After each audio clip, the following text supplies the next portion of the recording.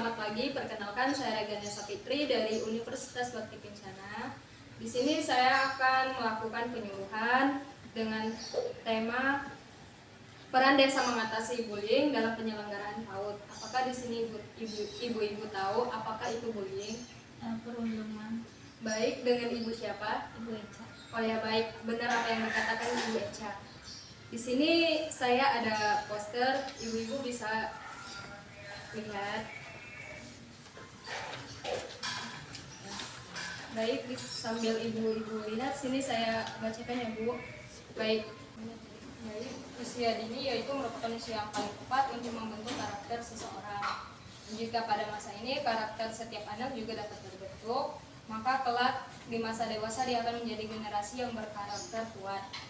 Kemudian hal inilah yang menyebabkan pendidikan anak usia dini menjadi fondasi yang paling kuat bagi tegaknya karakter bangsa di masa depan.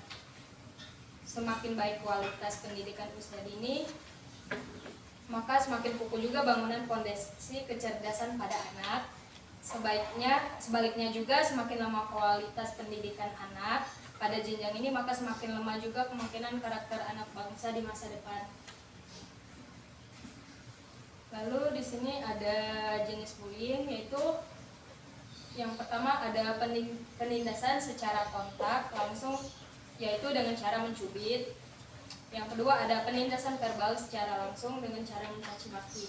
Dan yang ketiga ada penindasan non verbal secara langsung, yaitu dengan cara menjulurkan lidah. Yang keempat juga ada penindasan non verbal secara tidak langsung dalam penipuan pertemanan. Kemudian ada cyberbullying, yaitu pencemaran dalam nama baik. Dan yang terakhir ada pelecehan seksual. Kemudian ada faktor-faktor bullying, yaitu pada keluarga, sekolah, anak-anak yang kemudian berinteraksi di lingkungan sekitar, kemudian kondisi lingkungan sosial.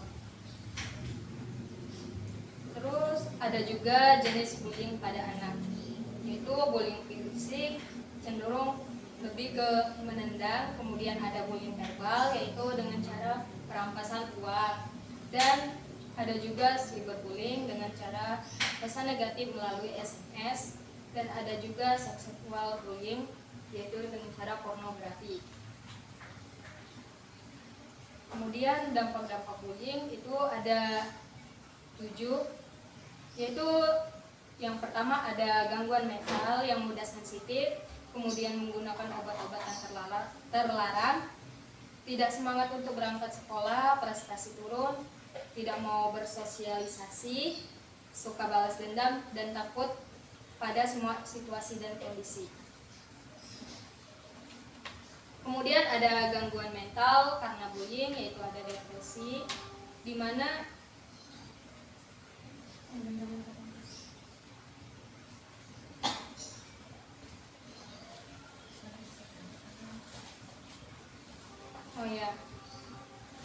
terus ada juga jenis gangguan mental karena bullying. Yang pertama itu ada depresi, di mana depresi merupakan sebuah penyakit yang ditandai dengan rasa sedih yang berkepanjangan dan kehilangan bakat minat terhadap kegiatan yang biasanya kita lakukan dengan senang hati. Kemudian ada bipolar, di mana bipolar itu suatu gangguan yang berhubungan dengan perubahan suasana hati, mulai dari posisi terendah depresif, tertekan, kemudian atau manik. Dan ada juga anxiety, di mana kekhawatiran dan rasa takut yang intens, berlebihan, dan terus-menerus sehubungan dengan situasi berhari-hari. Dapat terjadi hal seperti jantung berdenyut kencang, napas tersengal-sengal, berkeringat, dan merasa mudah lelah. Dan ada juga gangguan stres pasca trauma atau PTSD, di mana gangguan yang ditandai dengan kegagalan untuk pulih setelah mengalami atau menyaksikan peristiwa yang mengerikan. Dan terakhir ada gangguan obsesif atau kompulsif atau OCD, di mana pikiran berlebihan atau obsesi yang menyebabkan perilaku repetitif atau kompulsif. Dan ada juga pencegahan, di mana tindakan preventif guru harus memperbaiki segala kegiatan yang dilakukan pada anak dengan cara mengawasi tingkah laku anak. Mendidik anak bukan hanya di sekolah, tapi di rumah juga wajib. Mungkin itu saja penyuluhan dari saya. Kalau ada kata-kata yang kurang mohon dimaafkan. Apakah dari ibu-ibu ada yang ingin bertanya? Saya persilakan. Saya mau bertanya, untuk perilaku membuli dan dibully pada anak itu apakah akan berlangsung hingga dia dewasa? Baik, dengan Ibu Eca ya. Saya akan menjawab tanya dari Ibu Eca.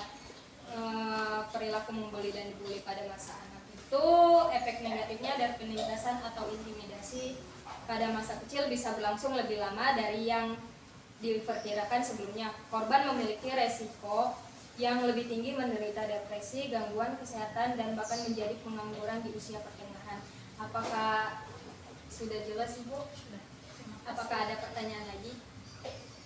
Saya mau bertanya, apa yang kita harus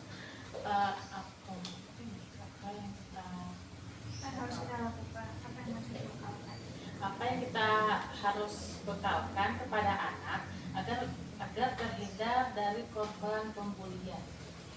Baik ya Bu.